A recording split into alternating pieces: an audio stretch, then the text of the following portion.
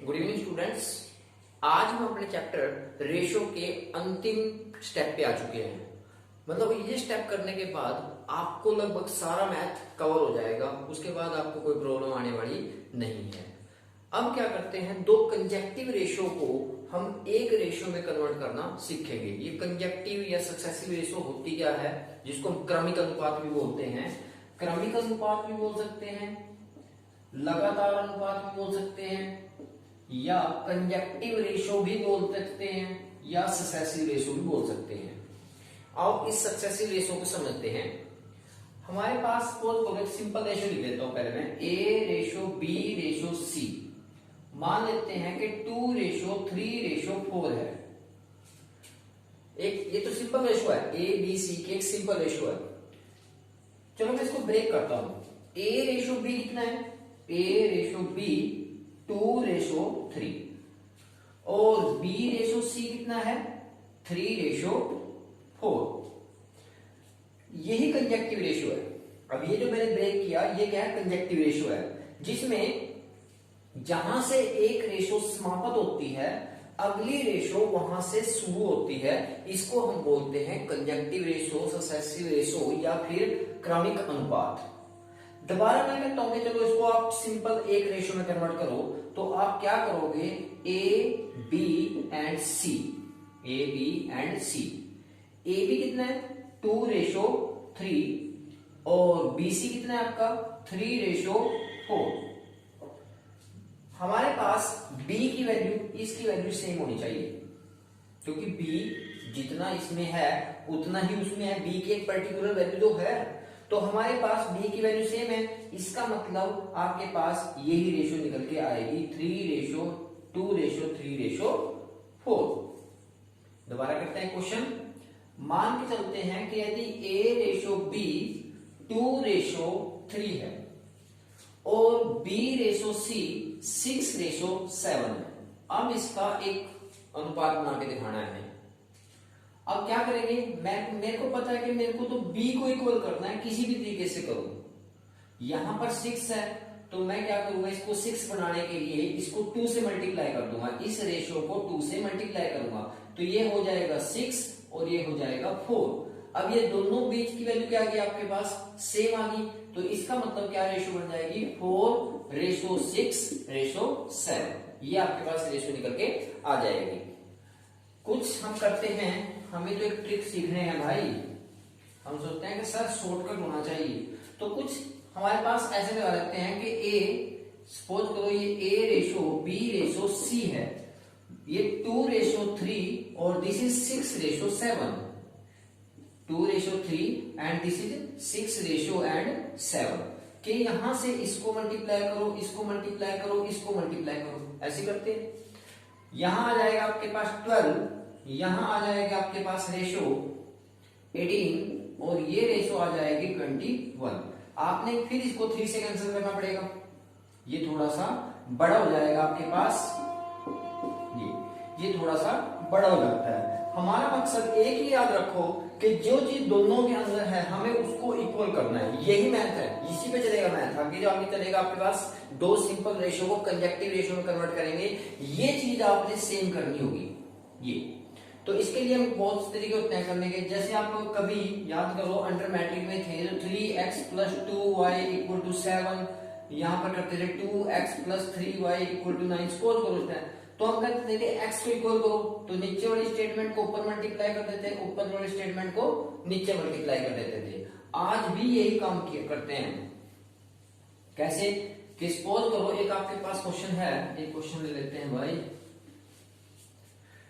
A B C यदि हमारे पास है 1 रेशो 3 और ये 2 रेशो 5। अब इसको कंबाइन करो तो क्या करेंगे, इसको ऐसे आपने बनाया कैसे कि 2 को इससे मल्टीप्लाई करना, 2 को इससे मल्टीप्लाई किया, ऐसे क्या 2 को इससे मल्टीप्लाई करो, 2 को इससे मल्टीप्लाई किया, तो किया क्या इनडायरेक्टली हमने नीचे वाले को ऊपर से मल्टीप्लाई किया और ऊपर वाले को नीचे से मल्टीप्लाई किया। चाहे आप चेक कर सकते हो, 2 को इससे मल्टीप्लाई किया 2 को इससे मल्टीप्लाई किया 2 को इससे मल्टीप्लाई किया 6 और 3 को इससे मल्टीप्लाई किया 15। तो ये आपके पास रेशो निकल के आ जाएगी। केवल दो चीजें याद रखनी है आपने, क्या कि आपने इसको इक्वल बनाने की कोशिश करनी है, चाहे आप ट्रिक से बनाओ और चाहे आप अपने अंडरस्टैंडिंग से बनाओ कि यदि मैं इस रेशो को 2 से मल्टीप्लाई कर दूं तब भी तो मेरा 6 इक्वल होता है। यहां पर आपके पास रेशो का सारा पोर्शन जो होता है लगभग खत्म हो जाता है। एक लास्ट क्वेश्चन के साथ रेशो चैप्टर की एंडिंग करते हैं और फिर आगे बढ़ते हैं। इस प्रकार से आपकी जितनी मर्जी रेशो हो जाओ आप इसको आगे बढ़ाते चले जाओगे। सपोज करो A/B 2/3, B/C 3/5 एंड C/D 5/7। मैं कहता हूं कि इसकी A, B, C, D में रेशो कन्वर्ट करो। तो पहले आप करोगे A, B and C। Trick नहीं लगाने हैं, ट्रिक मैं भी बता दूंगा आपको। अभी पहले क्वेश्चन को समझो कि क्वेश्चन हो क्या रहा है। AB 2/3 and BC 3/5। मैं देख रहा हूं कि ये जो हमारे पास दोनों वैल्यू थी, जो कॉमन वैल्यू थी वो सेम है। इसका मतलब हमारे पास जो रेशो निकल के आएगी वो 2/5 निकल के आ जाएगी। उसके बाद करते हैं C/D, C/D 5/7। यहां पर मेरे पास C क्या हो गया, सेम हो गया। इसका मतलब वैल्यू आपके पास सेम रहेगी, 2/3/5 and 7 A, B, C, D आ जाती है। हमारे पास एक रेशो हो रहा है D/E, रेशो 1/5 मान लेते हैं कि 1/5 है। तो यहां पर E भी आ गया और ये 1/5। मेरा क्या मकसद है कि दोनों के अंदर क्या है D, मैं D को इक्वल करूंगा। मींस इस रेशो को यदि मैं 7 से मल्टीप्लाई करूं तो ये 7 हो जाएगा। यदि आपको दिखाई ना दे रहा हो शायद, ये 7 तो ये 1/5। तो मेरा मकसद क्या है, D को इक्वल करना। मैं इस D को इक्वल करूंगा। इसको क्या इक्वल करने के लिए मैं इसको किससे मल्टीप्लाई कर दूंगा, 7 से। यहां कितना हो जाएगा 7 और ये कितना हो जाएगा 35। तो अल्टीमेट जो रेशो निकल के आई वो 2/3/5/7/35 निकल के आ जाएगी। आई थिंक आपको समझ में आ रहा होगा। ये 5 वाला द नेक्स्ट क्वेश्चन इज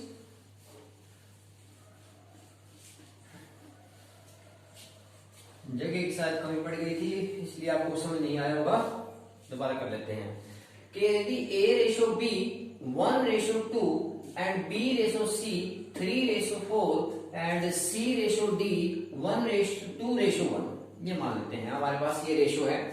अब इसको एक रेशो में कन्वर्ट करके दिखाओ, एक रेशो बनाओ इसकी। तो A/B/C/D,